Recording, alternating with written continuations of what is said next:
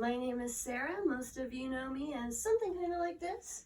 Fairly femme, maybe kind of quiet. Gender for me has been kind of a fluid thing throughout my life. My parents were divorced, so when I was with my mom and my stepfamily, I was very ladylike. I learned how to arrange flowers and set tables.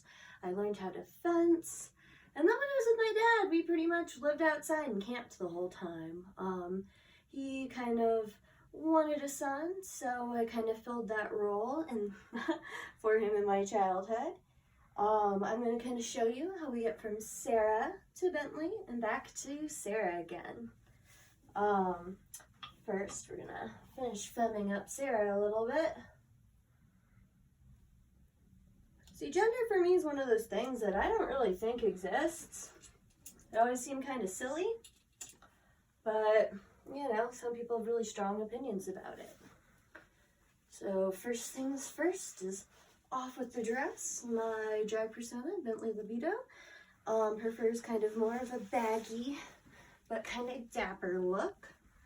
We perform a lot of alternative rock type stuff. We've done MSI, we've done a few other things as well. Pretty much if the lyrics are dirty, that's something I'm gonna be interested in doing in drag.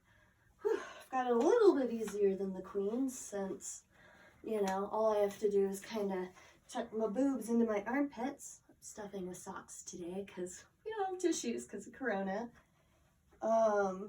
This is a binder. It kind of pushes everything into my armpits so things are nice and flat when I start to transform. I've been performing in drag for about a decade. I started in 2008 as part of a fundraiser. The first song I ever did was Lollipop by Framing Hanley, which is a cover of the Lil Wayne song. Very dirty, very fun to perform.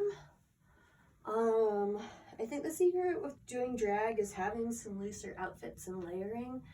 So even if you are binding flat, you're not hurting yourself, because being in a binder isn't the most comfortable thing in the world, especially if you like tape it down or do things like that. I actually cracked my ribs doing that once, which is why I can't perform quite as often now. I have a connective tissue disorder, and turns out there's some of that involved in your rib cage. And if you damage it, it can really hurt. So just getting my pants on now. My name's Bentley Libido. I belong to the Shadow, Overmay, and Spritzer families here in the drag scene. Just gotta tie back my hair real quick. Get Ben out of the closet.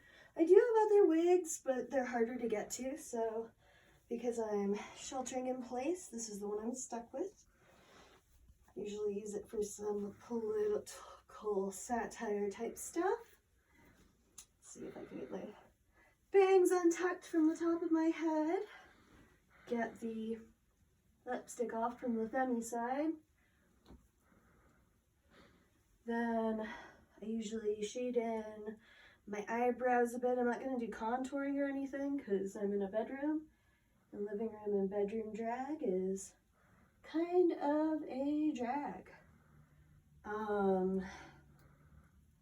Couple final steps. Get all my hair up in there. I usually have a full set mirror when I do this. It's a little harder. Get my fedora on. There you are. All right, so now I'm starting to feel more like myself. Probably should take that off before I get my vest on once again. Layers are a lifesaver when it comes to being a drag king. I don't really have to tuck or tape anything, since for the queens, they have to kind of those balls upstairs and tape things to places. With me, it's just making sure things stay in my armpit and try not to lose my wig when I perform. So here's a completed Bentley. I probably wear this to a show.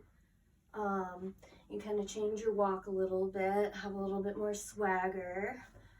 probably gonna reuse one of my socks real quick. There we go. Now we're good. Whew.